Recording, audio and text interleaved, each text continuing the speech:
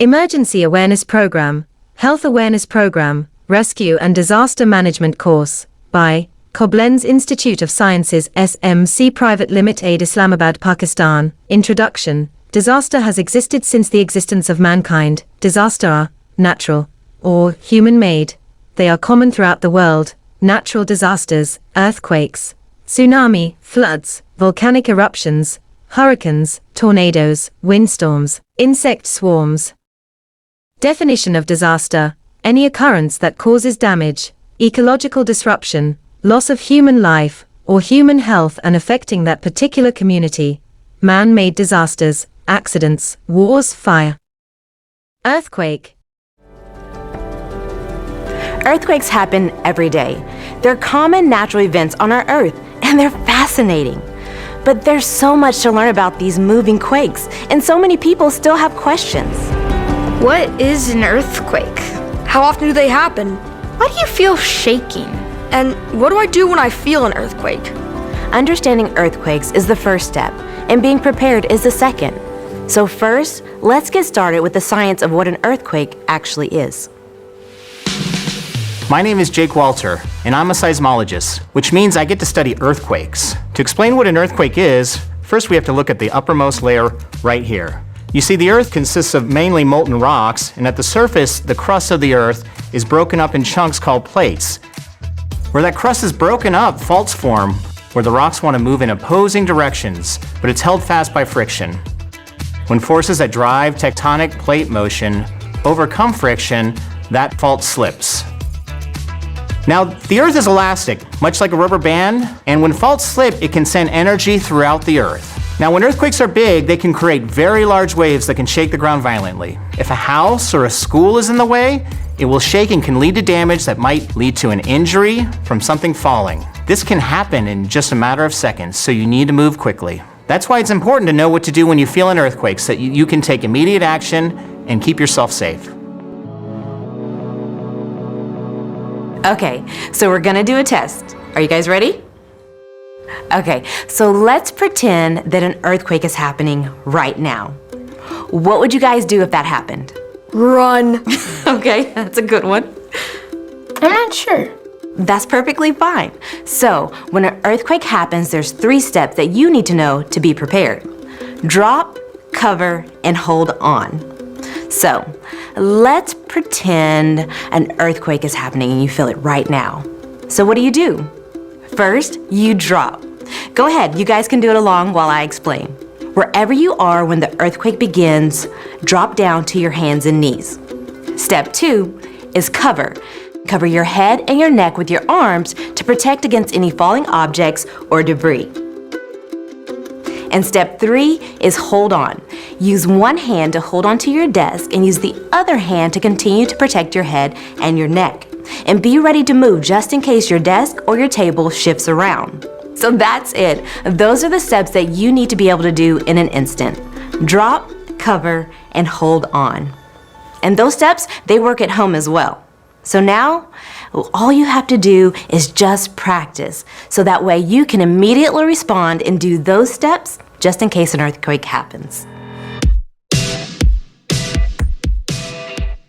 But aren't you supposed to get into a doorway when there's an earthquake? No, actually not. A lot of people think so, but the safest response is the drop, cover, and hold on method. Can't you just run away from an earthquake? Earthquakes happen quickly. You can't outrun them, so it's best to stay put and take cover. Don't earthquakes happen only like once every couple years? Earthquakes actually happen quite often. We detect many that can't be felt by people every day. Do I need to be scared? People all across Oklahoma are monitoring earthquakes to learn more about them every day, as well as to help us learn how to build safer buildings and be prepared. If you know to drop, take cover, and hold on, you can rest assured you have a plan and know what to do. Earthquakes are a natural, fascinating part of our world. When you understand how they work, it's amazing to realize how connected our world is. When earthquakes do happen, though, it's important you know what to do. Being prepared to drop, cover, and hold on is important, and practicing these often will help keep us all safe in the event one occurs. Practice these steps, stay safe, and keep learning. This is only the start to understanding the fascinating world of Earth.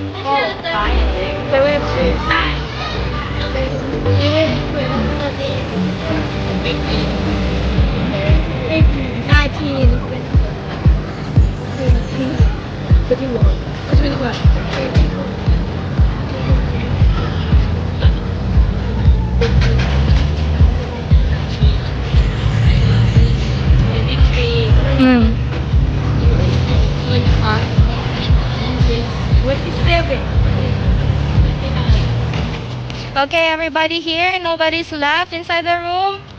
Everybody safe? Yes? No injuries? Okay, after an earthquake, you should check for injuries, okay? Okay, good job. 6/1.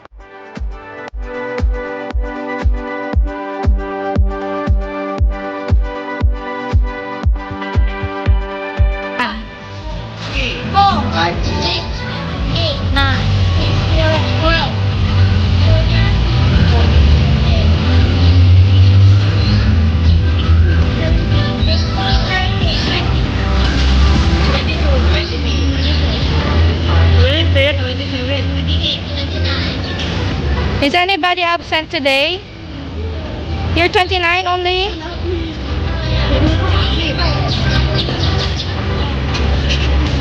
How many are you? What's the last number? Okay, so, okay, everybody clap your hands. Good job.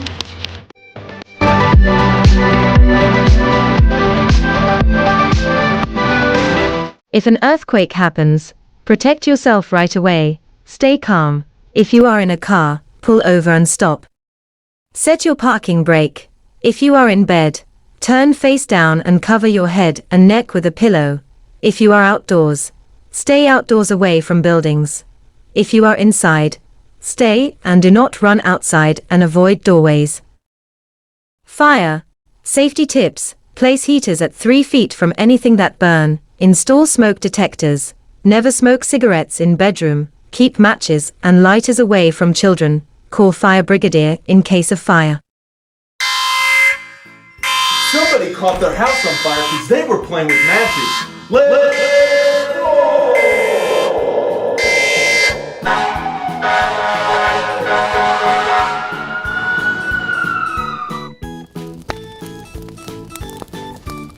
All right, let's put this fire out.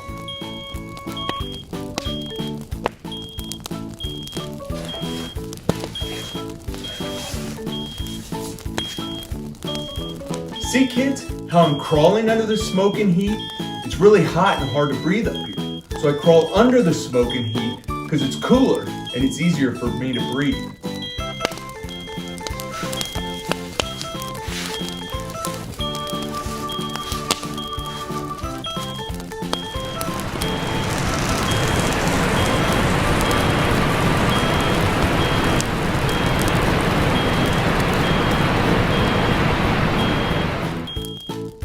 Great job! Let's put this fire out.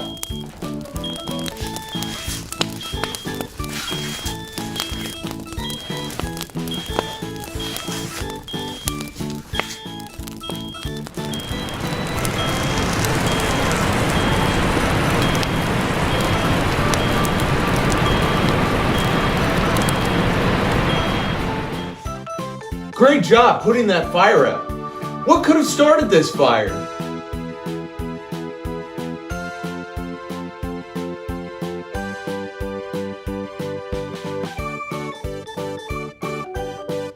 I bet it was the matches and lighter.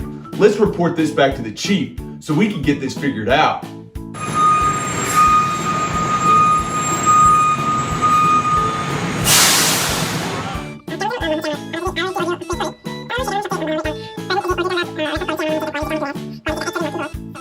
Yes, Chief. I'll make sure we do that.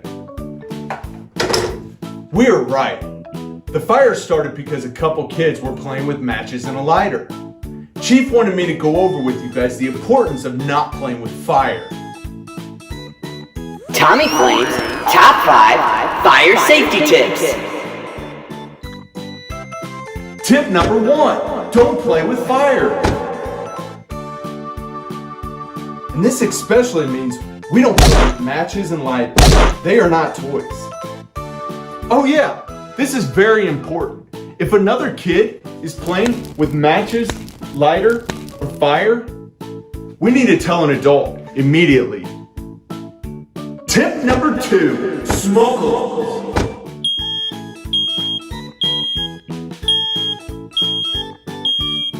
Now, I know smoke alarms are very loud and they're very scary, but when we hear a smoke alarm go off, we need to get out of the building. Tip 3, 3, don't hide and go outside. I know fire and smoke, with the sounds of smoke alarms going off, can be very scary. We need to be very brave and not hide and get outside. Don't hide, go outside. Tip 4, get low and go. So we know that bad air rises. That's the heat and smoke. It's really hot up here and hard to breathe. And the good air is towards the floor. That's where we can breathe better and it's cooler. So we need to crawl under all that bad air and we need to get to safety. Tip number 5, get out and stay. Never go back into a burning building, even for a family member, a pet, or a toy. Once you make it outside, call 911. Let the firefighters go into the building. So get out and stay out. That's Tommy Flame's top 5 fire safety tips. And kids, we need to remember these are very important. So let's go over them one more time. Don't play with fire, especially matches and lighters. They are not toys. Smoke alarms. When we hear smoke alarms, we need to get out of the building. Don't hide, go outside. We can't hide from fire, and we can't hide from firefighters. We're here to help.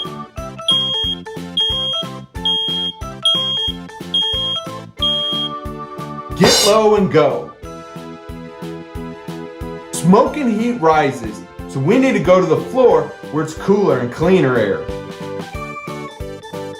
Get out and stay out. Never go back into a burning building. To operate a fire extinguisher, use the 4-step pass technique. Pull the pin at the top of the extinguisher. Aim the nozzle of the extinguisher at the base of the fire. Squeeze the handle to discharge the extinguishing agent. Finally, sweep the nozzle back and forth at the base of the fire from side to side. Always remember, having a fire extinguisher and knowing how to use it is essential for every establishment. Catastrophes. Holy Cooking with oil can lead to grease fires, which are particularly dangerous. Can you believe this sudden burst of flames is the result of water being thrown on a grease fire? We're cooking and grease catches fire like this. What do we do? Worst thing you could do, throw water on it. Here, throw the water on it, watch what happens. Okay. Oh my gosh. The greases will float on top of the water goes in, splashes it everywhere, makes a much bigger mess, much bigger fire. So, what's the proper way of putting out a grease fire? Easiest thing, put the lid right on top of it. In the case of a small fire, you can also use baking soda. Oh, wow. But the safest and most effective way to put out a grease fire is with a fire extinguisher. And Captain Hamilton says, when using a fire extinguisher, the word to remember is pass. Floods. Some tips for staying safe during a flood. Move to higher ground. Evacuate. Stay away from power lines. Look out for animals. Be alert for gas leaks. Store valuables safely. Assess your flood risk. Consider permanent flood protection. Makes best use of the natural environment to provide resilience against flooding, providing a whole host of environmental benefits. Here at United Utilities, we're thinking about the future and how we can use natural flood management in the work we do. There are various types of NFM that we can utilize, including buffer strips, grassland creation, floodplain reconnection, and more. Buffer strips are strips of natural vegetation that help absorb and filter water, reducing the risk of flooding. Creating grassland increases biodiversity. There are also many different types of grasslands which can slow the flow of water during heavy rainfall. A floodplain is an area of flat ground next to a river and is used to temporarily store water when a river overflows. By restoring or enhancing the natural functions of floodplains, we can slow the flow of water, reducing the impacts of flooding. By using a holistic approach, we can look at the needs of the wider environment and how we can use natural flood management solutions to be as sustainable as possible. Using NFM, we can benefit the environment by slowing the flow of water, improving water quality, and create diverse habitats for wildlife such as beavers, otters, and water voles. See patterns in the weather. But tornado warnings still aren't great. Most times, people only get warned about 13 minutes ahead of time. That's not much time at all. What do you think makes it so hard to predict tornadoes ahead of time? Now would be a good time to pause the video and discuss. Okay, you ready? It might help us figure this out if we compare tornadoes with another form of extreme weather, hurricanes. Unlike tornadoes, hurricanes are pretty easy to predict. Usually, hurricane warnings give people at least 2 days before a hurricane hits. That's enough time to pack up your things and get somewhere safe. But hurricanes form very differently than tornadoes do. You see, hurricanes start out over the ocean. Then they travel for days or even weeks before they hit the land. Scientists can easily see the clouds of a hurricane forming, so they can figure out where a hurricane is likely to hit and how strong it will be. Tornadoes aren't like that. They form over land and quickly swoop down out of the sky to touch the ground. Tornadoes can form and start causing destruction within minutes. Scientists don't have days or weeks to predict them like they do with hurricanes. Instead, scientists look at weather maps showing big thunderstorms like this. This is a storm moving across the US state of Oklahoma. Scientists put together weather images like a video to try and spot where tornadoes are forming. Did you catch the tornado here? Let's watch again. The tornado starts right there on the edge of the storm. It was really quick. Tornadoes are there, and then they're gone. So it's hard to predict exactly where and when a tornado will hit. But scientists have figured out that at the very least, they can pay attention to what weather conditions are likely to lead to tornadoes. That way, people can be on the lookout. The first thing scientists look for is a thunderstorm. But not every thunderstorm creates a tornado. Scientists check for strong winds from different directions, coming together in just the right way to create a vortex. Kind of like when you unplug the drain in a bathtub. The water starts to swirl and makes a vortex going down the drain. In a tornado, there's a vortex of air, but it's going upward into the storm clouds above. Today, scientists are working on better ways to predict tornadoes using computers. They hope that eventually they'll be able to predict tornadoes up to an hour in advance, so people have more time to prepare. But tornadoes will never have as much warning time as things like hurricanes. Imagine it like dropping a massive pebble into the water. The thing is, tsunami waves aren't like those surfing waves you may imagine. No, they look like a fast-moving whitewater river that floods everything in its way. If you get caught in those raging waters, it's almost impossible to survive.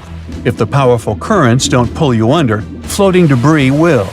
That's the reason why, during earthquakes, there are usually many injuries and fewer lives lost. With tsunamis, it's the opposite. There's way fewer injuries than fatalities because it's too hard to survive. Catastrophic tsunamis like the one in 2004 are rare. That's why India and Sri Lanka had no record of such disasters. This lack of experience, combined with the absence of warning systems, made the consequences of the disaster even more tragic. People didn't feel the earthquake because they were far from the epicenter. And with no natural warning signs, no official alerts, and no history of tsunamis, the waves that hit crowded coastlines stranded in areas vulnerable to a potential tsunami. It was chaos. Some residents even went back to the beach to look for the signs of a tsunami, which is a life-threatening mistake. So apparently, there is still a lot of work to do when it comes to tsunami survival. But what you need to know by heart is the signs of an impending tsunami. First of all, it's severe ground shaking. Strong earthquakes near coastal areas can generate tsunamis. If you notice that water on the beach starts to recede at an alarming rate, exposing the ocean floor, reefs, and stranded fish, run. Then there might be unusual ocean sounds. Keep in mind that a loud roaring noise, resembling a train or jet engine, may accompany an approaching tsunami. If you notice any of these warning signs, do not wait for official evacuation orders. Leave low-lying coastal areas immediately and move to higher ground as fast as possible. If you're at home, Make sure your family members know about the tsunami and follow official guidance. You should remember that locally generated tsunamis may strike within minutes. You have to act quickly. If it's a distant tsunami, you may have more time to evacuate. If you don't have an opportunity to move inland, hide in high reinforced concrete buildings. Avoid staying in small buildings or homes in low-lying areas. If you're on a boat, stay offshore.